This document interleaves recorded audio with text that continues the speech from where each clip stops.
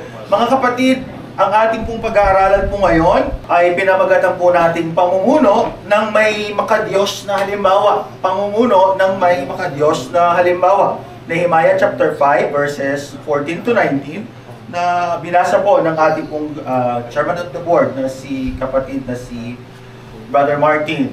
Noong nakaraang pong linggo ay nakita po natin na ang malaki pong threat o ang malaki pong hadlang upang mapag-isa tungo sa pagbabayanihan ang mga anak ng Diyos sa loob ng iglesia ay ang internal conflict o mga pagkakahati-hati o anumang banta ng pagkakahati-hati, pagkakawasak-wasak o dibisyon sa loob ng iglesia.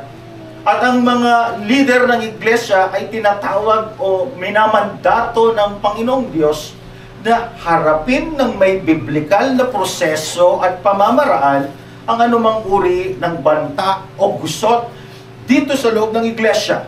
Amen? Because how can we move forward if we will not address internal conflict? Amen?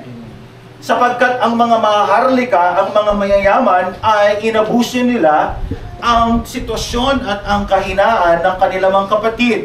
Imbes na sila ay maging generous, sila ay naging greedy. Sinamantala nila ang kahinaan at ang pangangailangan ng mga nagtatayo ng templo at sila po ay nagpautang ng may tubo na ipinagbabawal ng kautusan ni Moses. At ang kolateral ay ang kanilang mga ubasan at taniman ng trigo at ipinaalipin pa ang kanilang mga anak na babae at lalaki. In-address po ito ni Nehemiah bilang leader sa biblikal na pamamaraan at proseso. Mga kapatid, para po sa ating pong part 2, kagaya nga po ng sinabi ko, pamumuno ng may makadiyos na halimbawa. Ano po ang central idea ng ating pong pag-aaralan?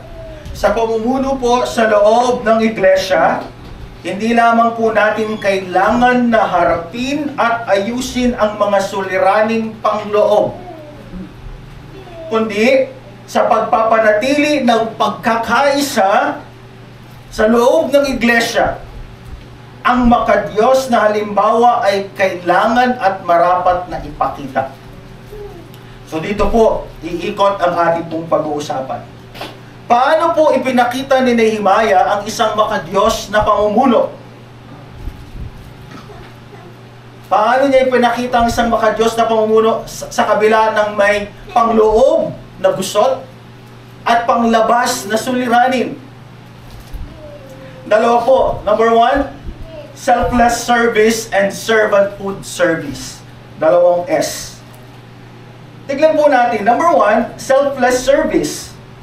Verse 14, sa loob ng 12 taon na naglingkod ako bilang gobernador ng Huda, mula ng ika-20 taon ng pag-aari ni Artaxerxes hanggang ika-22 taon ako, ni ang aking mga kamag-anak ay hindi kumain ng pagkain na uukol sa gobernador. Sa pagharap at pamumuno po ni Nehemiah bilang leader ng pagtatayo muli ng pader na nawasak ng Southern Kingdom o ng Jerusalem, hindi po ginamit ni Nehemiah ang kanyang kapangyarihan upang mag-abuso ng kanyang kapwa Hudyo. Amen? Yung kanya pong impluensya o pagiging gobernador, no way. Wala po sa bokabularyo ni Nehemiah na gamitin ang kanyang kapangyarihan, impluensya at kayamanan upang gawin ang ginawa ng mga maharlika, abusuhin ang kanyang mga kapwa Hudyo. Kung tutuusin, may kakayahan si Nehemiah na mang-abuso at mag-exploit sapagkat meron siyang posisyon. Tama po ba? Di po ba ganyan ang problema ng ating mga nasa pamahalaan? They use their political power and influence to abuse and to exploit our fellow Filipinos. Imbes na magkaroon ng tinatawag na makadiyos na pamumuno, ang una nilang tanong, paano ako yayaman? Paano magpapakabusok at magpapakapal ng bulsa. Si Nehemiah po ay hindi. Ginamit niya ang kanyang kapangyarihan at kayamanan kasama ng kanyang mga kamag-anakan. Take note. Upang magpakita ng mabuting halimbawa. Because you cannot address internal conflict if you are not living a godly principle and leadership. Amen? Mahirap dito sa iglesia na harapin natin kahit dumaan pa tayo sa biblikal na pamamaraan at disiplina kung ang mga namumuno sa atin ay lagapak pagdating sa halimbawa, we cannot move forward. Kakaroon lang po tayo ng tinatawag na derail, pag-stuck, o tinatawag po na paghinto. Kaya po, tingnan niyo yung kanyang selfless service. Hindi po siya selfish o makasarili. Verse 15, ang mga naunang gobernador sa Huda ay naging pabigat. Ano ibig sabihin ng pabigat? Walang pakialam sa kanilang kapwa. Iniisip lang kanilang sariling interes. Paano ba ako yayaman dito sa mga taga-Huda? Paano ko ba magagamit ang aking kapangyarihan at impluensya upang mas lalong magpakayaman? Upang mas lalong maging makapangyarihan? Upang mas lalong tumagal sa paglilingkod? Pero baliktad si Nehemiah, hindi po siya naging pabigat sa mga tao na hinihingan nila ng pagkain at ng alak bukod pa sa 40 pirasong pilak. Tignan niyo po yung kanyang selfless service. Tignan niyo po yung kanyang mabuting halimbawa na pati ang kanyang mga kamag-anak ay kasama din. Handaan po ninyo pagdating sa pamumuno, whether sa iglesia o sa pamahalaan o sa loob ng tahanan. Sometimes yung leader, maganda ang kanyang lakarin, ngunit yung mga nakapalibot sa kanya, kapag yan hindi matitino, o kapag yan ay mga greed na hawaan. Amen? Nehemiah is not the only one na kanya pong isinasa buhay ang isang selfless service, kundi ang kanyang mga buong kamag-anakan. Diba? Sapagkat ang mga kamag-anakan, regardless kung ano po ang ating pong nationality, it is either sila ang hihila pataas o sila ang hihila sa atin pababa. And here we are, sa pag-usad ng may mabuting halimbawa ni Nehemiah sa kanyang pamumuno sa pagtatayo muli ng pader, hindi lamang po siya ang nag-iisa sa krusada ng tunay na pagkakaisa, kundi ang kanyang mga kamag-anakan din. Amen? Ganon din sa ating pananampalataya bilang Kristiyano. Napakaganda na ang ating buong pamilya kasama natin sa battle cry. Kasama natin sa krusada. Amen? Krusada ng tunay na pagkakilala at pagsamba sa Panginoong Diyos. Hindi nangiiwan, kundi nagsasamahan. Kasama at kakampi niya sa pagbabayanihan, pagmamalasakit at pag-aaruga sa mga tao ang kanyang mga kamag-anakan. Napakagandang manirahan at magstay at mag-retire sa Pilipinas kung ganyan ang mga politiko natin mula barangay level hanggang Malacanang level. Tama po ba? Hindi niya iniisip ang kanyang sariling kapakanan, bagkus ang ikakabuti ng kanyang mga pinaglilingkuran. Number 2, paano maipapakita ang makadiyos na pamumuno? Number 2 na ginawa ni Nehemiah, servanthood service. Verse 16, ginawa ko ang lahat upang muling maitayo ang pader sa tulong ng aking mga tauhan. Hindi ako naghangad ng anumang ari-arian. Maraming mga namumuno sa pamahalaan, kaya nga may sala, hindi po ba? Ginagamit ang impluensya upang magkamal. Hindi maatim o masikmura ni Nehemiah na siya, habang maganda ang kanyang tungkulin sa siyudad ng Susa sa Medo-Persia, ay naghihirap at inaabuso ng mga mayamang maharlika ang kanyang mga nangangailangang mga kapatid na Hudyo. Ginamit niya ang kanyang kapangyarihan hindi upang magpataba ng bulsa, kundi maglingkod sa masa ng may mabuting hangarin. Ito po si Nehemiah. Paggamit sa kapangyarihan at kayamanan upang maglingkod at hindi upang magkamal ng sariling kapakanan, mga kapatid. That is a servanthood. Tingnan pa natin, verse 17. Ako'y laging nagpapakain ng 150 panauhing Hudyo. Gayon din ng aming mga pinuno, bukod pa sa mga taong dumarating mula sa mga malalapit na bansa. Ginamit niya yung kanyang kapangyarihan, impluensya at kayamanan upang mapagkalooban ang mga pangangailangan ng mga nangangailangan. Amen? Hindi po sinabi ni Nehemiah na bahala na kayong magutom o wala siyang pakialam sa pisikal na pangangailangan ng kanyang mga nasasakupan na kasama sa pagbabayanihan habang itinatayo at ipinaglalaban upang makumpleto ang pader ng Jerusalem. Bahala kayo dyan. Magutom kayo't magutom, wala akong pakialam. Hindi. Hindi lang po siya kasama sa pagbabayanihan, kundi mga tao din yan, may mga physical needs din yan. Hindi lang yan spiritual, hindi lang to spiritual battle, this is also physical battle. Alam namang, ang isip ni Nehemiah, alam namang hindi magugutom ang mga yan. Amen? Hindi lamang po spiritual na pangangailangan ng kanyang inayos, kundi kasama din ang physical. Sa kurso pong mission, ang tawag dyan, holistic approach. Pangkabuang pag-aayos. Pangkabuang paglapat ng pangangailangan. Pero nyo po yun, 150 at iba pa yung mga taong dumarating mula sa ibang bansa. Tignan po nyo yung servant heart ni Nehemiah. Verse 18, araw-araw ay nagpapakatay ako ng 1 toro, 6 na matatabang tupa at maraming manok, at tuwing 10 araw ay naglalabas ako ng maraming alak. Sa kabila ng lahat ng ito, hindi ko pa rin kinuha ang pagkain na uukol sa gobernador, sapagkat alam kong ang mga tao ay naghihirap.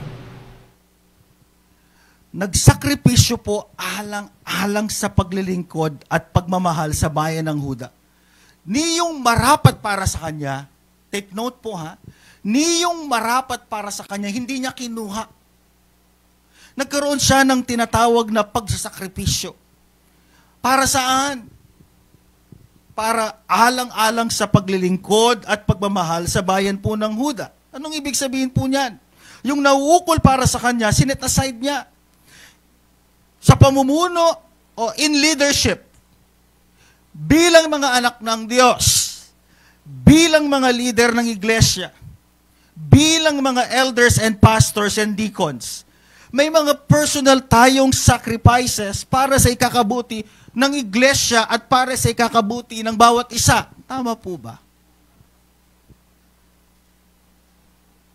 Yung tipong mas uunahin mo pa ang kapakanan ng iba para lang matulungan sila, habang ikaw kahit alam mong masasakripisyo ang iyong personal na kasiyaan, oras at bulsa, magdidesisyon ka at magtitiis ka para lang magpatuloy sa paglilingkod at ikakabuti ng iba. Ganun po si Nehemiah. Sa ating iglesia, yung mga namumuno sa atin, yung ating po mga leaders sa church, imposible na nagpapakita sila ng mabuting halimbawa na wala silang personal sacrifices for us in order to serve God, in order to serve their fellow brethren. Amen po ba? Pwede nyo silang tanungin. Pastor, elder, deacon, Simula po nung naglingkod kayo dito sa FCC Manila, ano ang inyong mga personal sacrifices in order for the good of the church ay ma-prevail. Amen? Nung ako po ay nag-full-time, tanggap ko na everyday hindi ako makakauwi sa bahay. Na everyday, hindi ko na makakasama sa breakfast, lunch, dinner ang aking mga kapamilya. And that is even a personal sacrifice. Di po ba? Napakaganda na umuwi ka sa iyong biological family. Tama po ba? Pero when I entered full-time ministry, tanggap ko na isa sa mga personal sacrifices ng buhay paglilingkod ay hindi ko everyday makakasama ang aking mga kapamilya. May mga special occasions na hindi ako makakarating.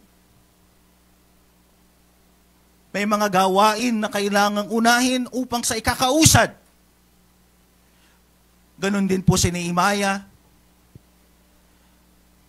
Ganon din yung ating mga ibang leaders. May mga pagkakataon na aalis sila sa kanilang comfort zone,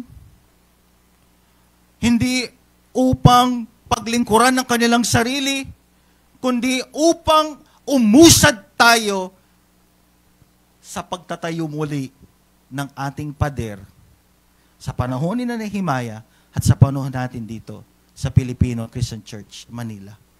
There are personal sacrifices in the ministry, mga kapatid. Amen? Kung gusto nyong malaman, lapitan nyo lang po ang ating mga leader ng church. Malalaman nyo po sila. Kaya po, ano yung motivasyon ni Nehemiah? What is the motivation? Sa English nga, ano yung kanyang impetus? Ano yung kanyang driving force? Bakit sa kanyang makadiyos na pamumuno, selfless service, servanthood service, ano ang motivasyon niya? Motivasyon po ba niya ay kasikatan? I don't think so. Motivasyon po ba niya ay power and influence at magtagal sa kanyang posisyon? I don't think so. Sa Nehemiah chapter 5 verse 5, ang mga naunang gobernador sa Huda ay naging pabigat sa mga tao na hinihingan nila ng pagkain at ng alak bukod pa sa 40 pirasong pilak. Grabe. Napaka-abusadong mga gobernador ang mga to. Maging ang mga katulong nila ay katulong din sa pagpapahirap. Ngunit, hindi ko ginawa iyon. Bakit? Ano ang kanyang motibasyon? Sapagkat ako'y may takot sa Diyos. At anong ibig sabihin nun? Fear of the Lord. Dalawa, respect and reverence. At ang ibig sabihin po ng pagkatakot sa Diyos, hindi yung parang natakot ka makakita sa pulis kasi wala kang helmet. Hindi po. Paggalang at pagrespeto sa Diyos. Yan ang motibasyon ni Nehemiah kung bakit meron siyang selfless and servanthood service upang ma-address ang pangloob na suliranin at upang ma-address ang panglabas na suliranin. The same na motibasyon. Bakit po tayo kailangan na maglingkod sa bawat isa? Bakit kailangan po natin magkaroon ng selfless and servanthood service? Dahil mayroon tayong banal na pagkatakot sa Panginoong Diyos. Nothing more, nothing less. Amen? At ang banal na pagkatakot o fear of the Lord, sabi ng Kawikaan 1:7, ang paggalang at pagsunod kay Yahweh ay pasimula ng karunungan, ngunit walang halaga sa mga mangmangang aral at saway. This is the secret of Nehemiah. Bakit matagumpay? Bakit nairaos niya? Bakit biblikal ang kanyang proseso at pamamaraan ng pamumuno at pag-address ng mga problema na banta sa kanilang ikakausad sa pagtutulungan o pagbabayanihan? Because ang fear of the Lord ay nagbubunga ng makadiyos na karunungan. At kung gusto natin ng isang makadiyos na pamumuno, ang kailangan mo, banal na pagkatakot sa Diyos. Yun pala ang kanyang sikreto. Kung bakit yung wisdom niya nananalaytay. Kaya mga kapatid, ano po ang reward na hinihingi ni Nehemiah? Isa po bang bantayog? Isa po bang malaking billboard? Isa po bang appreciation day para sa kanya? Ano sabi po dyan?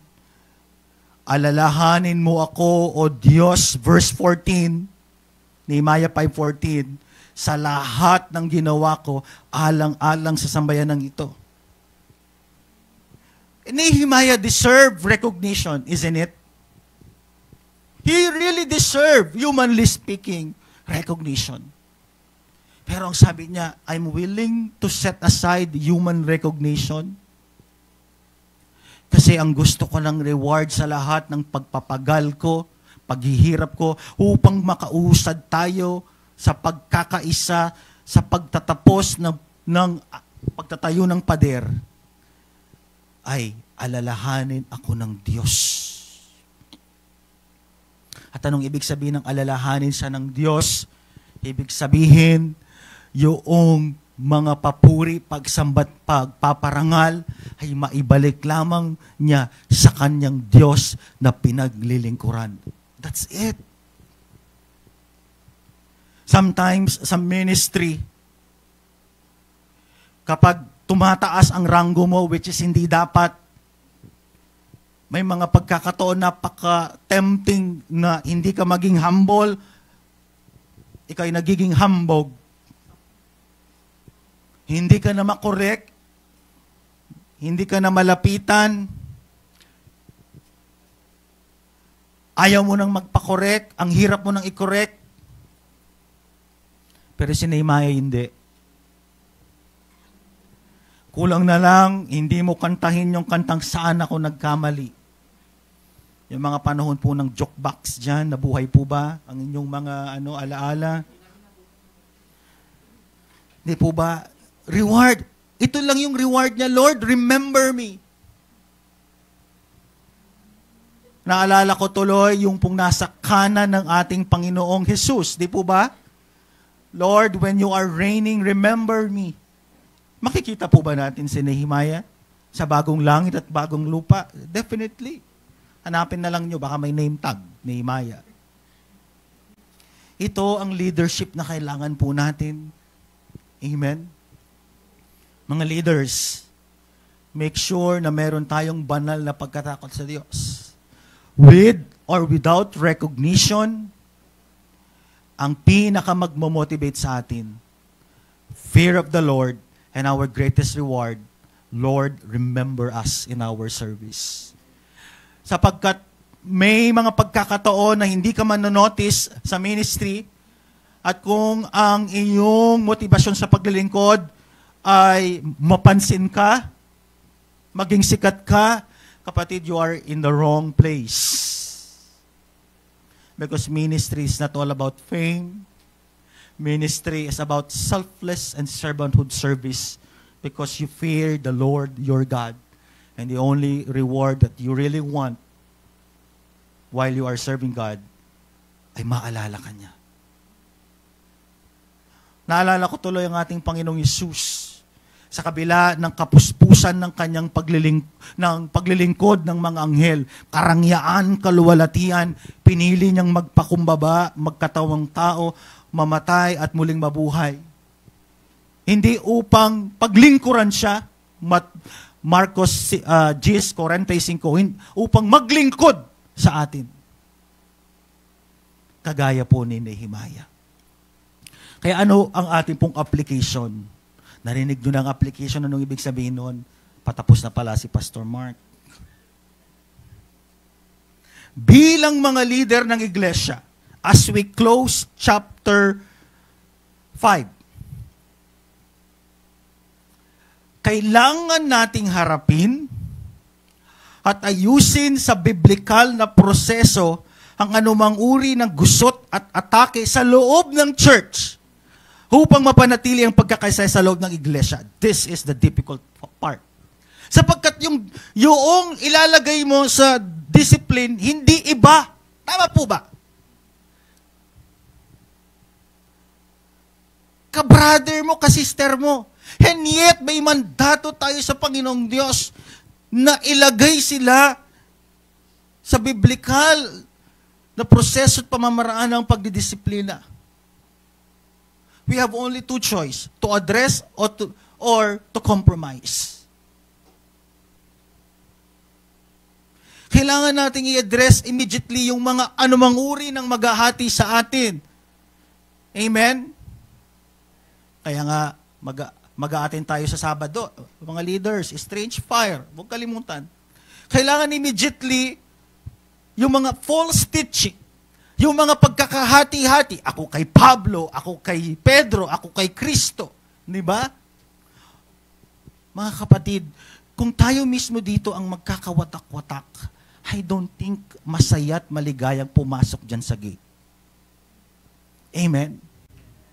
Baka po mahati yung lupa dito. At lamunin tayo na nagsisipagtaasan pa tayo ng mga kamay at nagsasabing, mahal na mahal kita, Panginoon, kailanman di kita ipagpapalit.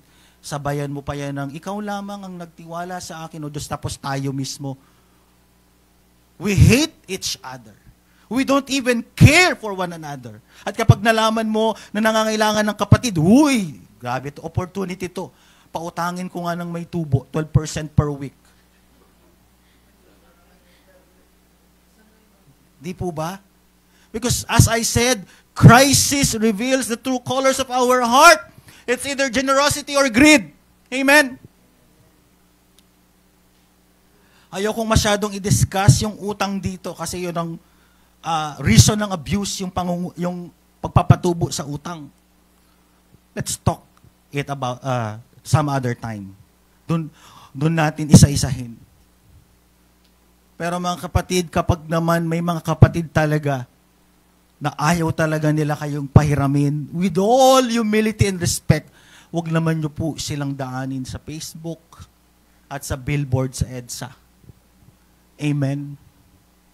Hindi ibig sabihin na pinahintulutan ng Diyos ang loan, from letter A to Z, puro ka loan. Talagang may enslave ka dyan. Amen?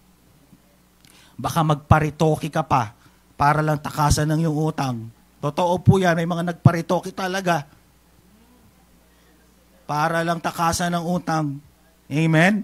Alam ko po, last week nabunutan kayo ng tinik, yung mga may G-Credit, SPay Letter, Lazada Installment. Pero it doesn't mean na kailangan yung isubsub at ilubog ang inyong mga sarili sapagkat at the end of the day, ang gusto ng Diyos, lumaya tayo sa mga bagay na nagpapaalipin sa atin. Amen?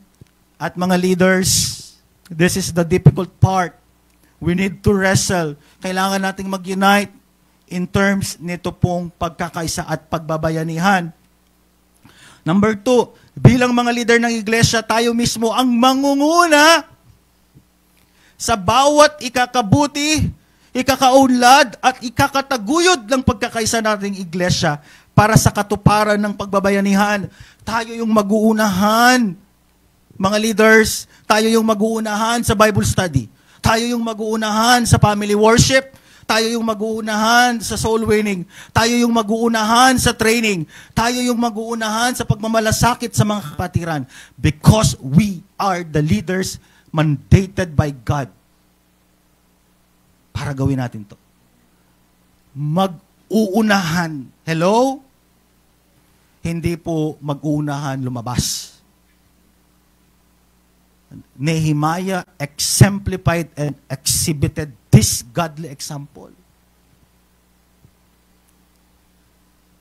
Kaya kapag may inabot si Pastor Mark sa'yo bilang leader na ito ang ipag-pray mo sa Bible study group, dapat gigil na gigil ka. Now, kulang na lang hindi mo ako gustong pauwiin sa Valenzuela at gusto mo nang mag-start immediately. Amen?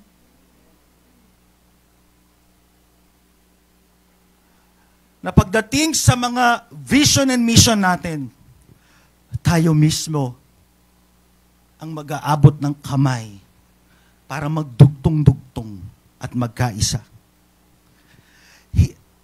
Hindi ko tipo yung leadership na, alam mo yung kinukonsensya yung mga leaders pag hindi ginagawa. Alam mo yun? Anong pinagkaiba natin sa ating dating relihiyon kung puro tayo banat sa konsensya?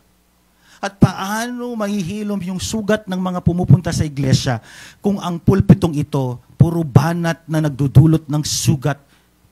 Amen po ba? That is not the kind of leadership that we want to establish here. Kung nahihirapan, edi tulungan. Kung nahihirapan at ayaw pa rin sumunod, pagtiisan. Di po ba? Kung ayaw pa rin sumunod, pagtulungan at pagtiisan, hindi para pag-usapan, kundi tulungan. Kapag ayaw talagang makinig, may Matthew 18. Di po ba? Isa sa mga pinagpapasalamat ko sa Panginoon, noong ito'y aking pinag-aaralan, sabi ko nga, pinagsasampal ako ng chapter na ito kasi this is our job. This is our duty. Sabi ko, Lord, salamat, may natira pa akong buhok. Kaka-stress kaya yan. Di po ba? At sa mga kagaya kong na-diagnose ng merong invisible alopecia, bawal sa amin ng may stress. Kaya po dinadaan ko na lang po sa facial product. Para hindi halata. Totoo. Sabi ng aking dermatologist, bawal kang ma-stress kasi stress is connected to your invisible alopecia. Pero sabi ko, Doc, good advice, but not livable. Totoo. 2 years na po ako ngayon, this April na nanggagamot. At salamat whenever na nagpapagupit ako, Kuya Perdy, Pastor, may tumutubo. Ay, salamat. Alam mo yun? Di ba? Amen. Kaya pagdating sa Bible study, family worship, soul winning training, next Sunday, Friends Day, sabi ko nga kay Pastor Eman, gumawa po siya ng yung logo. Alam niyo po ba yun? Yung minsan pag magpapalit tayo ng profile picture, para maging halata na may Friends Day tayo, lahat gamitin yon. Logo man yun o banner. Di po ba? That is a form of advertisement. Kailangan halata. Next, bilang mga leader ng iglesia, tayo mismo ang magpapakita ng magandang halimbawa sa ating mga pinaglilingkuran. Amen? Number 4, bilang mga leader ng iglesia, walang puwang ang pagmamalabis, pang-aabuso at pagiging gahaman sa posisyon at autoridad sa ating mga pinaglilingkuran. Big no po tayo pagdating sa pang-aabuso, pagiging gahaman at pagmamalabis. Amen? Number 5, hindi ko napalitan ng number 4, bilang magkakapatid sa Panginoon, ang krisis na kinakaharap ng ating mga kapatid ay pagkakataon upang tumulong at hindi upang mang-abuso't manamantala ng pagkakataon. Amen? Kapag mayroong mga krisis na kinakaharap ang ating mga kapatid, paano po tayo tutulong?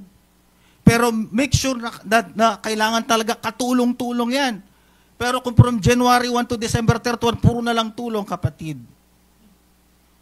And slavery yan. Hindi na yan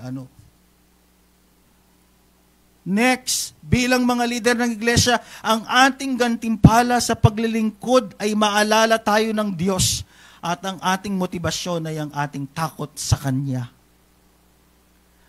At ito na po ang question for reflection. Pag nakita nyo na yun, alam na. Alas 10. Ano ang pinakatumatak sa iyo sa mensahe? And number 2, practical application number 2. Maliban sa prayer at pag-invite, ano sa tingin mo ang epektibong paraan upang makita natin na nagbabayanihan ang bawat FCC Manila members para sa soul winning or Friends Day? Ang kapatid, pamumuno ng may makadiyos na halimbawa, selfless service and servanthood service. Tayo pong lahat ay tumayo.